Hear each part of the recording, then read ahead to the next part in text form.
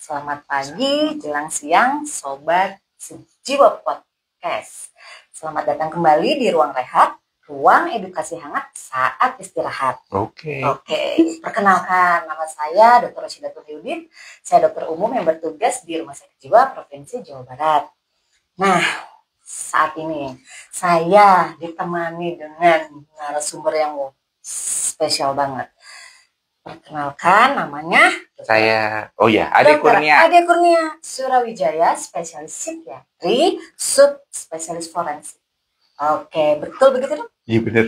Ya, baik. Nggak perlu berlama-lama. Tapi sebelumnya saya ingatkan, kalau ada pendengar yang ingin mengajukan pertanyaan, boleh ajukan di kolom chatnya Instagram Live ya. Ini kita live di Instagram, di TikTok, juga di YouTube-nya Rumah Sakit Jiwa Provinsi Jawa Barat. Oke. Nggak ada yang ketutup. Nggak ada landing text. Oke. Langsung saja kalau begitu ya. Tema kita ya saat ini tuh agak spesial, Dok. Temanya adalah gangguan jiwa dan hukum. Waduh. Seru banget. Apa kata psikiater katanya gitu ya? Temanya secara global adalah psikiatri forensik. Nah, menurut dokter sendiri, apa sih psikiatri forensik itu? Dalam bahasa yang paling gampang aja, Dok. Waduh. Simpel aja. Gimana menggampangkan sesuatu yang sulit ya? Ya, tapi kalau psikiatri forensik itu sebenarnya kita ilmu psikiatri yang singkatnya sih menerjemahkan bahasa medis yang psikiatri ke bahasa hukum. Jadi kita mah penerjemah aja agar bisa dimanfaatkan untuk hukum untuk terang perkara. Jadi fungsi kita itu adalah ya lebih ke arah menerangkan sih ya. Menerangkan ya untuk lebih jelas ke masyarakat awam. Benar. Ke masyarakat hukum. Masyarakat hukum kan untuk nanti ke depannya berhubungan dengan hukum. Ya. Karena di saat ini tuh masih banyak di luar sana tuh yang masih pada bingung. Iya, saya juga dulu bingung ya. Apa psikiatri umum dengan psikiatri forensik?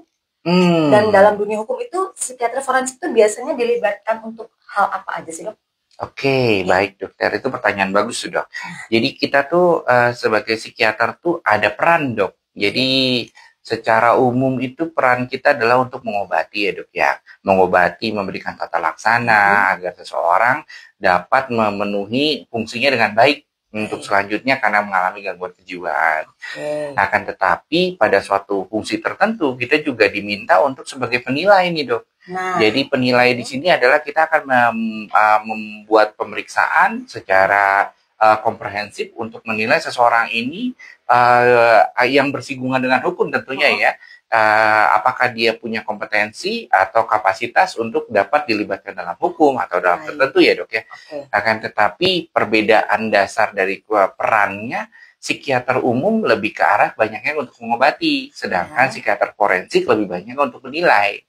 Gitu, Dok. Berarti secara gampangnya psikiatri umum itu mengobati secara global ya, kondisi kejiwaannya. Namun kalau psikiatri forensik itu lebih ke arah-arah hukum. Benar. Jadi misalnya gini, Dok. Kadang memang psikiater forensik juga bisa untuk mengobati, Dok. Tapi misalnya pada saat seseorang ODGJ yang ada di dalam masa penahanan atau di lapas. Nanti kita bantu, kita sebutnya correctional psychiatry. Di mana kita akan membantu mereka untuk bisa menjalani supaya setelah dalam masa penahanan, setelah dia masa rehabilitasi, dia akan jadi baik. Nanti dia akan jadi bisa bermanfaat lagi atau berkontribusi lagi terhadap negara. Gitu, Dok. Karena dilibatkan ya dalam proses hukum.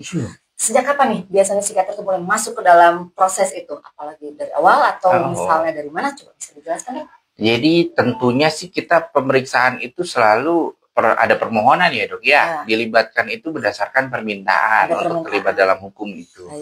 Jadi apakah sebagai saksi fakta atau saksi yang memang karena mengobati, atau kita saksi sebagai penilai, yang itu kita sebut sebagai, atau kita memberikan opini dalam suatu hukum tertentu atau perkara tertentu, yaitu disebut ahli atau permintaan keterangan ahli. Tapi dalam hal khusus untuk penyidikan dalam suatu kasus tertentu ada yang kita sebut dengan visum et repertum psikiatri. Nah, itu sendiri adalah permintaan khusus penyidik untuk meminta kepada psikiater untuk menilai apakah itu seorang pelaku atau itu seorang korban itu untuk menilai nih, kalau untuk pelaku berarti apakah dia bertanggung jawab atau pertanggungjawaban hukum nih, atau dia memang cakap nggak nih atau untuk dilibatkan dalam suatu persidangan tertentu. Karena takutnya pada saat dia persidangan, kalau dia memberikan keterangan yang tidak sesuai dengannya Pak, gara-gara ada gangguan kejiwaannya, itu dapat menyebabkan miscarriage of justice. Jadinya dia dihukum atau dia tidak dihukum berdasarkan padahal kenyataannya nggak begitu. Gitu dong. Menarik ya. Waduh, menarik sekali nih. Berarti memang prosesnya tuh memang agak panjang ya dan melibatkan banyak sektor ya, banyak pihak ya. Benar.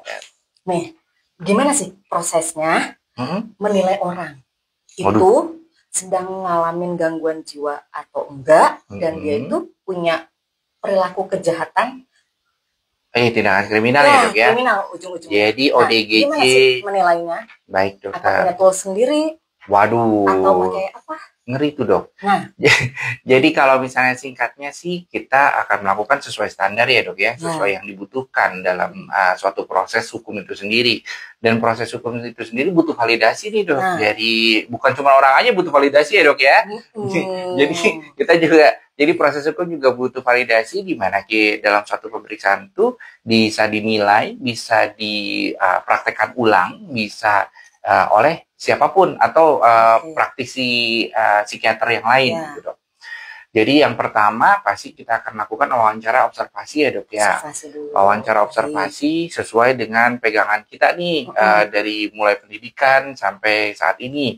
Sebagai dokter umum juga ya dok ya. Dokter gue belajar kan dok untuk wawancara dan lain sebagainya untuk wawancara observasi psikiatri. Nah setelah itu kita juga akan melakukan triangulasi data nih ya dok ya. Jadi bukan cuma hanya dari pemeriksaan ke klien, ke istilahnya ya yang diminta untuk diperiksa. Jadi kita juga akan memeriksakan orang-orang yang di sekelilingnya yang memang memahami atau mungkin ngebantu kita untuk jadi tahu nih secara psikologis dia tuh seperti apa sih, ada apa sih, penyebabnya apa sih, rentetan ceritanya gimana sih. Jadi kita secara istilahnya secara statis kita udah dapat dapat data itu dari si klien sama dari keluarga. Nah selain itu ditambah lagi nih dok, kita juga akan profiling dari klien kita sendiri yang diminta untuk diperiksa itu sendiri. Apakah dia memang ada suatu gangguan kepribadian kah, ada gangguan perkembangan kah. Nanti kita akan menggunakan instrumen-instrumen khusus tuh dok. Dan itu kita minta bantuan juga pada psikolog klinis untuk kita bisa menilai secara umum gambarannya seperti apa sih kepribadiannya dan kira-kira gimana sih cara dia berelasi secara umum. Nah itu yang punya tools banyak dari psikolog klinis dok. Jadi secara objektifnya kita akan melakukan pemeriksaan pada klien, kita akan melakukan pada kolateral data dari orang-orang di sekitar dan kita melakukan dengan alat tes. Itu dok yang terstandar ya dok. Nah sesuai standar dan memang terstruktur ya. Dari awal kita wawancara, ketemu pasien, data-data dikumpulkan dari orang sekitar. Dan belum tentu cuma sehari loh dok, itu bisa berhari-hari dok, makanya tergantung dari kebutuhannya dok ya. Baik, menarik benar ya. Gimana? Kasus-kasus nih yang sering ditangani kan saat ini ya ditangani oleh psikiater forensik nih, dari pengalaman dokter apa aja sih biasanya yang sangat-sangat membutuhkan asesmen psikiater forensik terutama? Baik dokter, jadi kalau untuk sebagai pelaku ke ODGJ yang melakukan kriminalitas ya dok ya, biasa sih untuk pertama pertanggungjawaban hukum ya dok ya. Apakah pada saat dia melakukan itu dia dalam keadaan kondisi dalam gangguan atau tidak? Kalau dia dalam kondisi gangguan, ya berarti dia tidak bisa mempertanggungjawabkan secara hukum sebenarnya dok. Tapi menilai itu memang agak sulit ya dok ya, karena psikiater sendiri kan istilahnya memeriksa itu bukan pada saat dia lagi melakukan ya dok ya. Jadi kita juga butuh masanya ya. Iya makanya. Jadi pendekatan-pendekatannya tadi lewat pemeriksaan, jadi ada suatu resikonya apa aja sih? Apakah resiko berulangan atau dia melakukan kekerasan, ataukah dia melakukan itu sendiri dalam kapasitas yang memang dia bisa atau nggak bisa gitu dok. Dan selain itu juga kita menilai, selain pertanggungjawaban hukum, kita juga menilai juga apakah dia mampu atau tidak mampu sih untuk dihadirkan dalam persidangan. Yang tadi saya bilang, apakah dia dalam gangguan pada saat dia persidangan, misalnya kayak orang cemas. Nah, pada saat dia kalau misalnya ngadepin suatu persidangan tertentu cemas, gimana dia bisa ngomong, dia bisa memberikan keterangan gitu dok. Jadi kita juga memberikan surat itu juga. Ada juga. Nah, dokter nih, menilainya tuh apakah ke korban aja banyaknya tuh atau ke pelaku juga sebetulnya Waduh, iya dok. selama dokter menangani ini? Kalau sejauh ini sih selama saya praktek di sini banyaknya ke korban ya dok ya. Korban. Karena si istilahnya kalau ODGJ yang melakukan kriminalitas itu lebih sedikit, malah ODGJ yang dimanfaatkan untuk jadi tindakan kriminalitas itu yang paling banyak. Malah yang jadi korbannya jauh lebih banyak dibandingkan jadi pelaku, dok. Jadi korban pun kita juga nilai, dok. Ya, kalau misalnya sebagai korban, kita akan menilai dampak psikologis apa sih, dampak psikologis yang dialami setelah tindakan. Di kebanyakan tuh yang jadi korban adalah korban pelecehan seksual, korban untuk dimanipulasi. Kalau secara perdata mungkin ya aset-asetnya diambil karena dia mengalami gangguan kejiwaan. Jadi hal-hal yang tersebut baik pidana maupun perdata juga ada, dok. Tapi banyaknya memang banyak korban ya, bukan ODGJ yang sebagai korban, bukan sebagai pelaku. Tantangan terbesar dokter sebagai psikiater forensik terutama saat menangani kasus-kasus berat atau sensitif atau yang lagi viral di media misalnya, apa nih tantangannya? Waduh, tantangan paling sebesar sih sebenarnya stigma ya, dok ya. Jadi kalau stigma tentang ODGJ atau orang dengan gangguan kejiwaan atau psikiatri aja, jadi itu malah mengurangi akses sebenarnya, dok. Orang-orang yang memang ODGJ yang mengalami tindakan kekerasan atau pelecehan seksual itu jadi terhambat, dok, akses untuk mendapatkan pertolongan, akses untuk mendapatkan pelayanan forensik. Jadi istilahnya ya karena keterbatasan itu jadi suatu kesulitan juga kita untuk dapetin informasi, dok. Kadang informasinya terbatas, dok, orang ODGJ, apalagi kalau misalnya dia ditelantarkan, dok. Jadi kita juga untuk dapetin informasi butuh waktu, butuh orang-orang ya tertentu yang bisa bantu kita ya, dok. Ya. Dan kompeten. Benar, gitu, dok. Berarti harus butuh tenaga ekstra, baik dari psikiaternya, psikolognya, tim lah ya. Benar, dok. Dokter ada tim nih? Oh, banyak dokter timnya, tapi tergantung kebutuhan. Paling tidak saya juga butuh ada tiga orang ya, dok ya. Yang pasti dari psikiater, dari psikolog klinis, dan juga dari bagian hukum nih, dok, yang bisa membantu kita juga untuk ya menerjemahkan bahasa medis ke bahasa hukum gitu loh, dok. Ya, supaya bisa diterima di karena kan kadang secara objektif apa yang kita secara medis misalnya kompos mentis naon eta teh. Jadi kalau misalnya secara sadar penuh secara kualitatif nih kita juga bisa omongin seperti itu, diterjemahkan supaya lebih paham ya. Dan bentuknya laporan tuh nggak pendek, dok, nggak panjang, dok. Jadi perlu dinarasikan juga semua bahasa kedokteran kita yang untuk dipahami oleh orang hukum gitu, dok. Sudah prosesnya panjang, membutuhkan tim yang solid pastinya, dan melaporkannya pun tidak hanya satu kata, satu kalimat, tapi berlembar-lembar gitu ya, dok ya. Makanya itu ya semoga stigma juga berkurang ya, dok ya. Dengan harapan seperti itu ke depan. Dan bisa dibantu orang ODGJ untuk mendapatkan layanan terbaik ya, dok ya. Dok. Sambil dokter misalnya menangani suatu kasus, banyak dan berbagai macam tantangan. Gimana sih, dok, untuk ke diri sendiri menjaga kesehatan mental pribadi dokter agar kasus-kasus yang cukup berat ini kan karena cukup emosional ya, cukup menguras waktu, tenaga, emosional gitu lah ya. Nah, bagaimana tipsnya? Baik, dokter. Iya, menjaga kesehatan mental. Ya kadang juga saya juga takutnya bias ya, dok ya. Karena beberapa kasus hukum tuh kayak kasus pelecehan seksual pada anak ya. Aduh, itu benar-benar nguras energi, nguras tenaga juga untuk cara berpikir ya, dok ya. Kadang juga kita dengan rasa kemanusiaan jadi takutnya bias aja. Jadi menempatkan diri itu sendiri saya juga butuh untuk ya pasti batasannya, dok ya. Kita netapin batasan kalau misalnya memang itu kasusnya emang dibuat di tempat kerja ya tempat kerja ya, dok ya. Kalau buat di rumah mah tetap di rumah. Selain itu juga yang kedua ya dukungan dari keluarga sih, dok. Jadi selama ini ya meskipun kita nggak bicarakan soal kasus, tapi membicarakan soal ya tadi ketidaknyamanan, bias, dan lain sebagainya dikonfirmasi ke pasangan atau ke orang terdekat atau ke teman-teman psikiater yang lain. Itu mungkin membantu kita juga untuk bisa dapetin suatu suatu validasi tertentu, suatu keyakinan tertentu, dan saya juga butuh ya istilahnya suatu pandangan yang berbeda dari ngelihat dari sisi lain dari kasus ini, dok.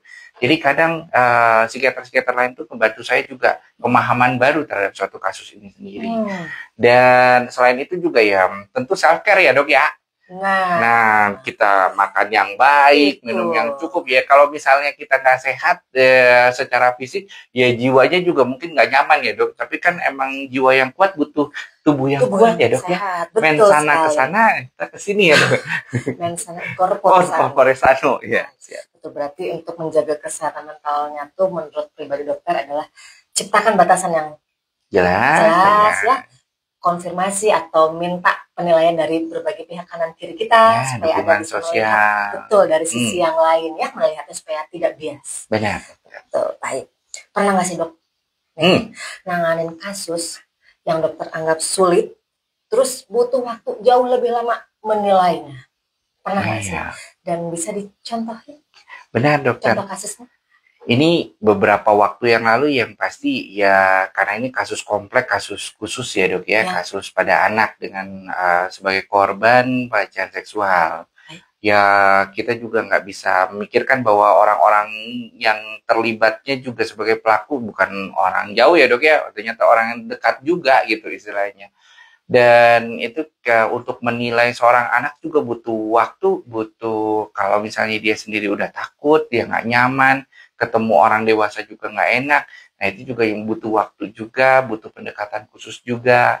Dan orang-orang tertentu juga bisa ngebantu kita, misalnya dari psikolog klinis, waktu-waktu pendekatan, dari bagian hukumnya juga, dan bagaimana kita untuk bisa mendekati si anak itu sendiri juga butuh sesuatu yang kompleks seperti psikiater anak remaja ya dok ya, yang kita juga punya di RSJ ini. Iya. Baik ya, berarti memang contoh kasus menurut dokter yang agak membutuhkan waktu menilainya agak lama adalah bila ketemu pasien anak. Benar, dan juga kan kadang data kolateral dari orang-orang terdekat juga terbatas dok. Makanya masalahnya itu kadang anak-anak juga sendirian, kadang anak-anak juga belum tentu diawasin sama orang tuanya sendiri, mungkin ada pengasuh. Mungkin itu data-data itu juga kita juga kadang terbatas ya dok ya. Itu ya. Baik, berarti karena butuh banyak pihak dan special case juga itu anaknya. Gitu. Anak itu memang betul spesialis banget ya. Banyak nih sekarang orang itu salah paham ya. Orang gangguan jiwa dalam konteks hukum itu inginnya lolos katanya gitu ya. Bisa dijelaskan nggak sih dok sebetulnya aturannya tuh gimana sih dan prosesnya tuh yang akan dihadapinya tuh gimana supaya nggak terstigma dia mah pengen lolos aja dari dokter paham sih dok. Gimana bisa dijelaskan dok? Iya baik dokter. Jadi sebenarnya itu mispersepsi ya. Sebenarnya ODGJ itu malah banyaknya jadi korban bukan jadi pelaku dokter. Jadi bukan untuk lolos juga ya, tapi ya, dia kan mendapatkan suatu kesempatan hak dia sebagai warga negara untuk yang dianggap secara umum bahwa itu adalah suatu tindakan kriminal gitu loh dok. Jadi saya rasa bukannya untuk lolos ya dok ya, tapi untuk dia mendapatkan pertolongan secara hukum untuk dinilai ya seimbang ya dibandingkan istilahnya dia tetap sama-sama warga ya warga untuk dapetin haknya ya dok. Jadi saya rasa sih miskonsepsi atau mispersepsi itu perlu diperbaiki ya dok ya. Betul banyak pemahaman kembali ya. Benar. Masyarakat luas gitu ya. Ya tapi saya juga melakukan pemeriksaan juga secara objektif ya dok ya. Kalau misalnya memang dia tidak pernah melakukannya ya saya juga tetap harus menuliskan bahwa di laporan itu sendiri. Tapi kan saya juga bukan hakim yang dalam persidangan yang memutuskan, tetap saya mah hanya memberikan laporan sesuai seobjektif mungkin yang dibutuhkan untuk terang perkara yang nanti dibutuhkan pada proses persidangan. Biar nanti Pak Hakim yang memutuskan. Itu dia. Berarti butuhnya pemahaman tentang ODGJ yang terkena kasus hukum. Yes, benar. Ya. Ada lagi loh dok. Banyak ya dok ya? Banyak nih. Nah, gimana nih? Edukasinya nih, edukasi penting ke masyarakat supaya nggak mudah terstigma gangguan jiwa itu yang ada hubungan kaitannya dengan kriminalitas supaya nggak mudah terstigma. Itu gimana nih dok? Ada pesan atau edukasi kah? Iya dok, jadi kalau untuk kita supaya tidak terstigma, ya paling tolong berikan ruang untuk netral ya dok ya terhadap suatu kasus tertentu atau suatu perkara tertentu. Karena berikan ruang terhadap diri sendiri juga bahwa pas menerima informasi itu, tolong klarifikasi, tolong ini istilahnya dilihat dulu dari berbagai macam sisi atau pandangan sebelum ngejudge ya dok ya, sebelum komen sama jempol untuk memegang untuk mengirim itu tolong diklarifikasi dulu. Kayak rasa sih itu bisa mengurangi stigma juga. Dan tadi yang saya ulangi lagi, banyak ODGJ itu sebagai korban bukan sebagai pelaku dok. Jadi tolong juga dipahami bahwa kadang salah persepsi atau salah penilaian itu bisa terjadi dok. Betul ya, karena orang menganggapnya ODGJ adalah pasti pelakunya. Ngeri ya dok. Nah, sakit sebetulnya, apalagi dari pihak keluarga kalau mendengar hal itu ya. Berarti pesan khususnya adalah klarifikasi dulu sebelum kita menstigma. Benar. Gitu, ya. Kalau nih tipsnya juga nih, kalau kita atau masyarakat nemuin ada orang dengan perilaku membahayakan, ya, apa sih langkah-langkah yang benar dan baiknya itu seperti apa? Pertolongan pertamanya maupun dalam segi aspek hukumnya, agar yang nemuin pertama tidak terkait misalnya, tapi tujuannya menolong tapi malah terkait, misal begitu, atau bagaimana? Gimana itu? Step langkah-langkah yang baik dan benar. Baik dokter, kondisi ODGJ itu orang dengan gangguan kejiwaan itu ada banyak dok ya. Jadi kondisinya dia lagi tenang kah atau dia lagi nggak nyaman kah. Ada suatu kondisi-kondisi seperti halusinasi, delusi. Delusi itu berarti ada suatu keyakinan yang dia percayai tapi ya jadi sesuatu hal yang tidak berbeda dengan kenyataan, tidak sesuai dengan kenyataan gitu dok. Itu yang menyebabkan terjadinya suatu tindakan yang disalahpahami.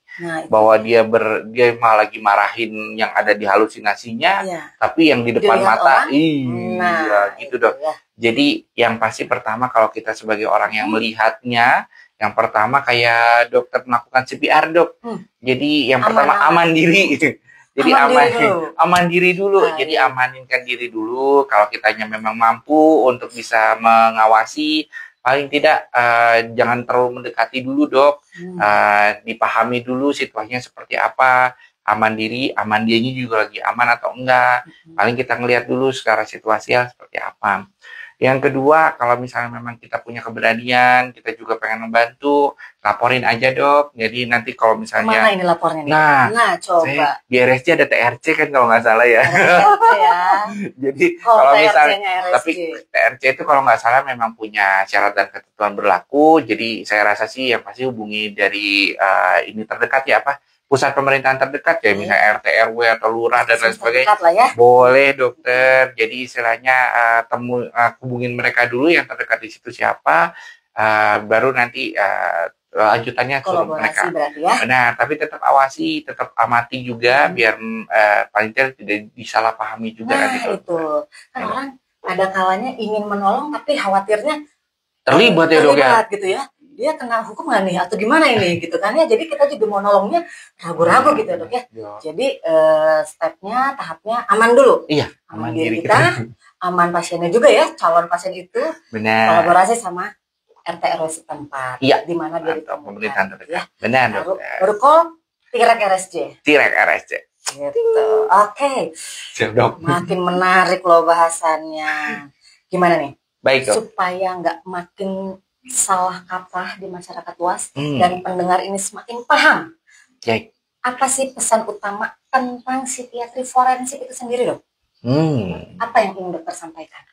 Jadi psikiatri forensik adalah dari awal tuh diadain, misalnya forensik sendiri di psikiatri adalah untuk membantu ya, membantu masyarakat, ngelayanin ODGJ yang bermasalah atau bersinggungan dengan hukum, baik itu pidana, administratif maupun perdata. Jadi kami berharap bahwa kalau misalnya ada masyarakat atau ODGJ yang membutuhkan dalam yang bersinggungan dengan hukum, boleh tinggal datang ke RSJ, kami akan layani dengan konsultasi mediko legal, dan itu sendiri bisa nanti kita layani dengan tinggal datang aja ke RSJ. Datang aja ke RSJ. Baik. Di mana dok RSJ dok? RSJ promosi.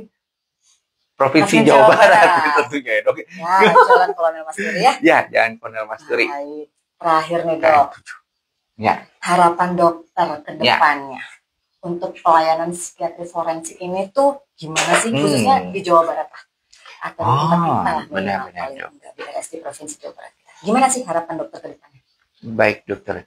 Ya, saya sih berharap bahwa kita nih di RSJ itu sendiri jadi pelopor ya dok ya untuk kesehatan jiwa secara keseluruhan, dan untuk masyarakat ODGJ atau ODGJ yang mengalami gangguan yang bersinggungan dengan hukum bisa datang ke sini dok.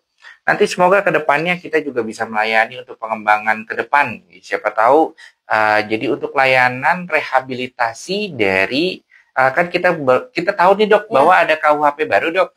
KUHP ini akan dilaksanakan di 1 Januari 2026 dok, yang menyatakan bahwa setiap ODGJ yang mengalami gangguan kejiwaan dan bersinggungan dengan hukum, dia tindakannya adalah rehabilitasi. Nah, rehabilitasi seperti apa sih yang bisa dilakukan itu masih belum jelas dok. Tapi kalau misalnya pengembangan di RSJ bisa untuk rehabilitasi juga untuk para ODGJ yang bersinggungan dengan hukum, saya rasa itu akan jadi suatu kesempatan yang baik tuh untuk kita bisa melayani lebih banyak lagi nih. Itu dok. Memang masih panjang PR-nya ya. Panjang, tapi paling yang terdekat kita jadi pelopor. Pelopor di rumah kita sendiri. Di RSJ Provinsi Jawa Barat. Benar. Baik. Gimana? Sesi dari pemaparan, sharing psikiatri forensik sudah. Adakah dari sobat sejiwa, pendengar maupun di IG Live, YouTube maupun TikTok, ada yang ingin bertanya? Ada pertanyaan dok. Siap. Bagaimana keluarga bisa bertindak jika anggota keluarganya mengalami gangguan jiwa dan mulai membahayakan diri sendiri maupun lingkungan? Nah, menarik pertanyaannya. Gimana dok? Baik. Jadi memang ada kasus juga demikian ya, tapi memang itu pasti tidak menyenangkan juga ya. Tapi paling nggak keluarga udah bertahan sejauh ini, keren banget loh.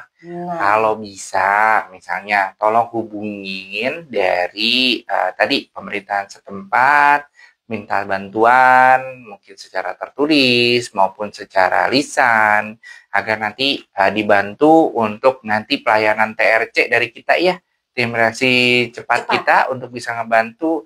Kalau misalnya situasinya seperti apa, misalnya memang membutuhkan suatu kegawat daruratan psikiatri, ya kita akan bawa bareng sama dokternya, sama obat-obatannya, untuk bisa menangani dulu untuk sementara, nanti untuk perawatan selanjutnya. Kalau misalnya memang masih bisa untuk dibawa gitu, untuk rawat jalan, silakan datang ke Rumah Sakit Jiwa Provinsi Jawa Barat, mungkin lewat juga puskesmas setempat untuk bisa nganterin juga tuh, karena saya rasa mereka juga punya alat transportasi untuk bawa ke sini juga. Jadi langkah pertama, keluarga boleh menghubungi pemerintahan setempat dulu untuk bisa ngebantu untuk lanjutannya. Ya. Begitu. Sudah cukup jelas yang bertanya? Iya, saya banyak. Ada lagi pertanyaan? Waduh. Boleh disebut. Ya, siap. Langkah pencegahan apa yang bisa dilakukan keluarga agar kondisi pasien tidak berkembang menjadi persoalan hukum? Waduh. Nah, agar tidak berkembang menjadi persoalan hukum. Iya. Batasannya. Baik. Jadi yang pertama tentunya ya, tolong untuk para keluarga yang sedang bertahan juga, istilahnya ya bertahan juga terhadap dengan ODGJ, berharap bahwa tetap kontrol yang teratur, tetap dijaga untuk ODGJ-nya untuk bisa makan obat yang secara teratur juga, rutin juga. Dan kalau misalnya memang ada permasalahan-permasalahan yang kecil sedikit aja, untuk kekerasan aja timbul, mohon dilaporkan ya. Jadi untuk para psikiater yang ada di RSJ pasti akan merespon itu dengan baik. Akan entah mengatur obatnya, mengevaluasi, memberikan edukasi lanjutan. Nah, dengan begitu jangan ngerasa sendiri. Kita urus bareng ODGJ itu secara bersama-sama. kolaborasi antara keluarga dengan pihak medis itu akan sangat membantu untuk supaya tidak terjadi masalah hukum. Kalau misalnya sudah dilaporkan ke pemerintahan setempat, saya rasa mereka juga punya cara tersendiri untuk bisa menjaga atau bisa memberikan penyuluhan dari puskesmas setempat kepada orang-orang di sekitar untuk bisa ngebantu, untuk mendukung dari keluarga itu sendiri. Jadi jangan ngerasa sendiri, minta bantuan itu jauh lebih baik. Ya. Cukup jelas sepertinya nih jawaban-jawabannya. Wow, lantang. Jangan merasa sendiri, hubungi orang terdekat. Kolaborasi. Hubungi pemerintahan setempat. Ya, oh iya. Aparat-aparat ya. Ada lagi? Ada lagi. Oke, siap. Ketika seorang ODGJ terbukti melakukan tindakan kriminal dan melakukan tindakan kriminal tersebut dalam kondisi mental yang terganggu, apakah ODGJ tersebut masuk penjara atau dirawat di RSJ? Nah, asik juga dia. Ya. Baik. Ada KUHP baru juga tuh. Benar. Nah, coba. Kalau misalnya dulu KUHP yang lama memang kalau terbukti, tapi memang ini udah ranahnya penyidik ya. Jadi kalau dalam penyidikan didapatkan memang ODGJ dan memang pas melakukan tindakan kriminal dalam keadaan gangguan mental, itu ya ada pasal 44 yang menyatakan bahwa memang tidak dikenakan atau tidak dikenakan hukuman. Akan tetapi ya tadi dalam ranah persidangan ujung akhirnya sekarang di KUHP yang baru adalah tindakan rehabilitasi. Jadi kenapa sih? Karena ODGJ juga punya hak untuk dapat dipahami, untuk dapat dimengerti, untuk dapat keadilan berupa suatu tindakan rehabilitasi pengobatan agar dia juga sadar bahwa tindakannya itu adalah tindakan kriminal yang dia tidak tahu. Jadi dengan itu alasan pembenar dan alasan pemaafnya jelas. Kalau misalnya dia paham kalau dia melakukan tindakan, tapi karena gangguannya dia sebenarnya karena halusinasi atau karena memang keyakinan yang tidak sesuai dengan kenyataan, ya mungkin dia tetap dihukum. Tapi dihukumnya apa? Rehabilitasi, gitu loh. Jadi sama adilnya gitu dengan orang yang bukan ODGJ. Iya, baik. Jelas sepertinya. Ada lagi? Ada lagi, baik. Ada kasus, Dok, bagaimana jika ada ODGJ yang terbukti sudah melakukan tindak kriminal dan membahayakan lingkungan. Tapi karena diagnosis tersebut, jadi tidak bisa ditindak hukum, tapi tidak mau dirawat. Bagaimana ya, Dok? Tidak mau dirawat. Tidak mau dirawat. Baik, itu saya rasa sih yang pasti pertama ya kalau itu udah masuknya ke ranah hukum, udah ada pelaporan, udah ada itu biasanya penyidik juga akan melakukan tindakannya untuk kalau misalnya dia tidak kooperatif pada saat waktu penyidikan, ya dia akan ditangkap dulu untuk ditahan di lapasnya punya polisi lapas ya benar. Lapas ya. Bukan lapas, tempat tahanan polisi ya. Kantor polisinya ya. Ditahan dulu, tapi ya itu mereka juga tetap manusiawi kok, tenang saja. Kalau misalnya memang dibutuhkan untuk layanan psikiatri, mereka akan mengajukan untuk pembantaran untuk pengobatan dulu gitu istilahnya. Nanti kalau misalnya dia kalau secara hukum dia sudah divonis untuk tindakan rehabilitasi, ya berarti dia akan dilakukan rehabilitasi ya Dok ya. Tapi sepanjang perjalanan itu dia tidak mau, ya berarti kan melanggar hukum ya Dok ya. Berarti ya mungkin akan ditindaklanjuti ya oleh dari pihak hukum sendiri. Pihak penyidik yang harus menindaklanjutinya ya. Mungkin itu udah ranahnya jaksa atau ranahnya lapas ya Dok ya.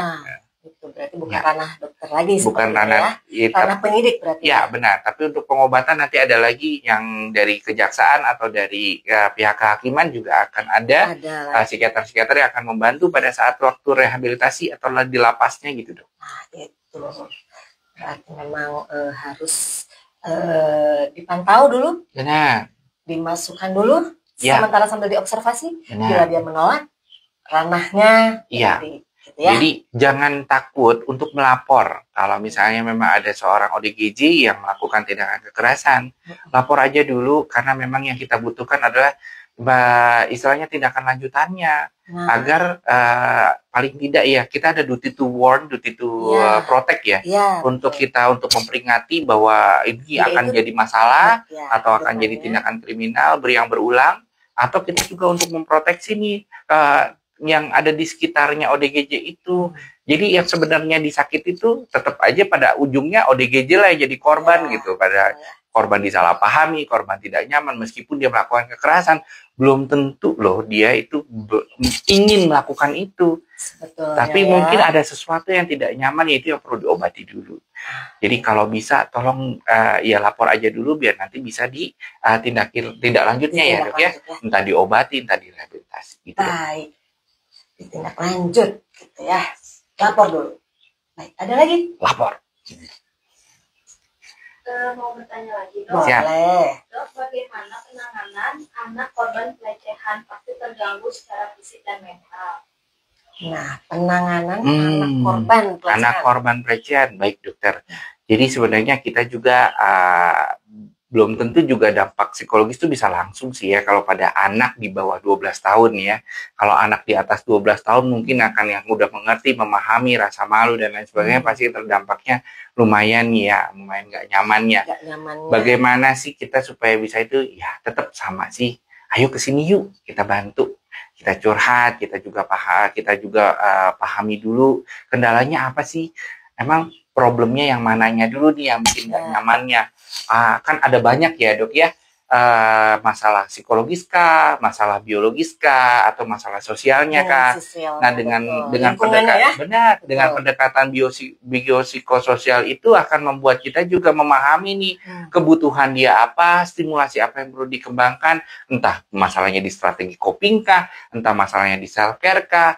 Nanti itu kita akan bahas semua setelah pemeriksaan tentunya ya. Mangga silahkan kalau ada yang mau datanglah kemari, kita akan bantu, kita akan layani dengan baik kok ya.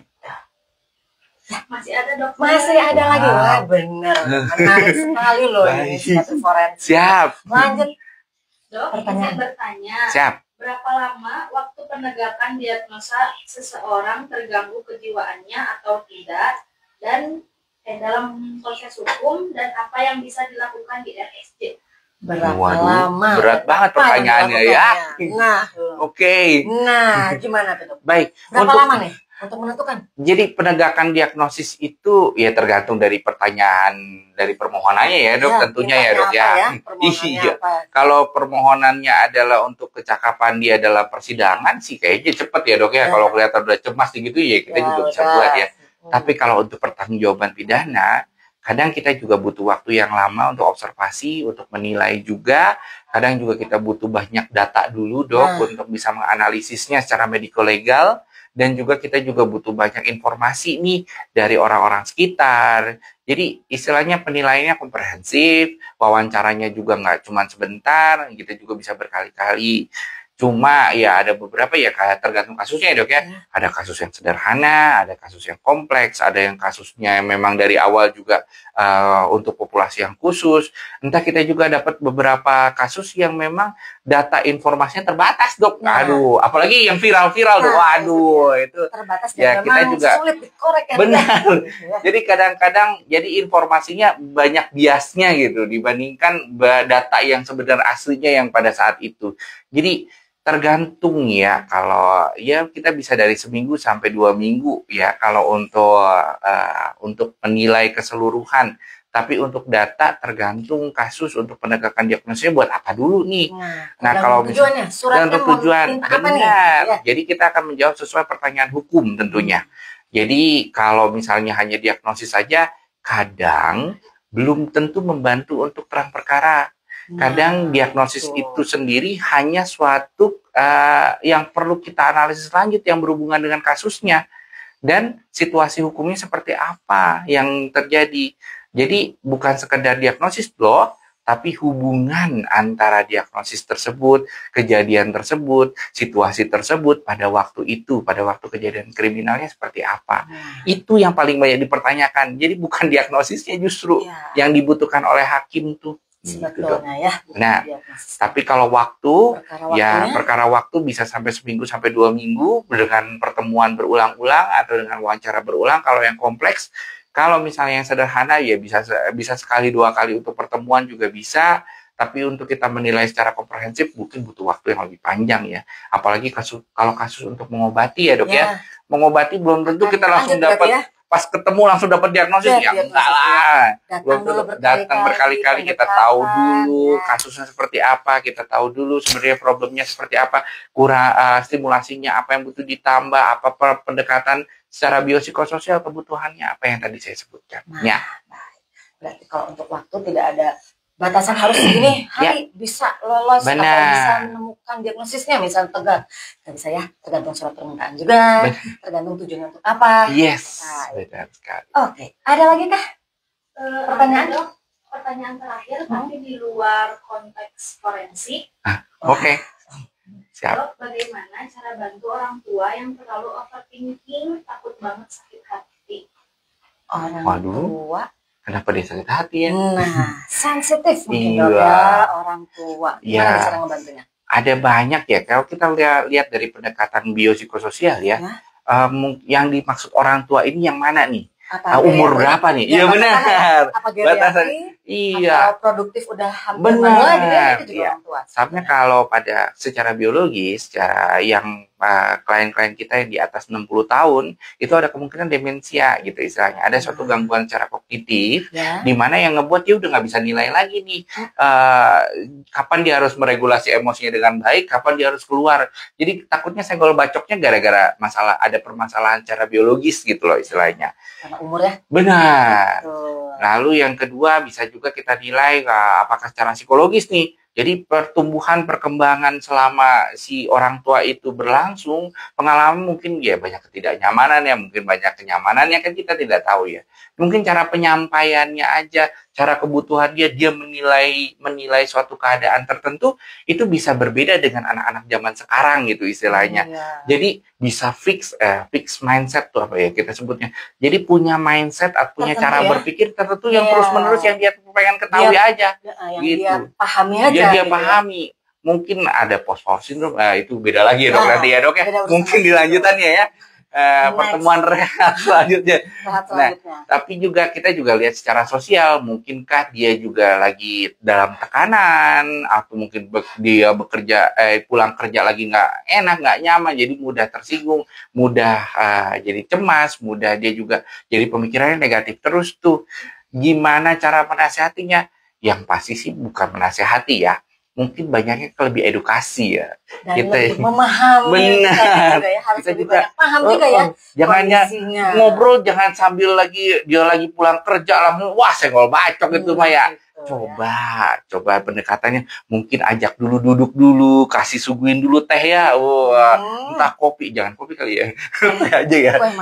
Iya, Mak. Ya jadi istilahnya dalam keadaan situasi yang nyaman, boleh tuh untuk ngobrol bareng, atau mungkin kita juga minta bareng untuk bisa waktu khusus sih, kira-kira orang tuanya siapnya kapan.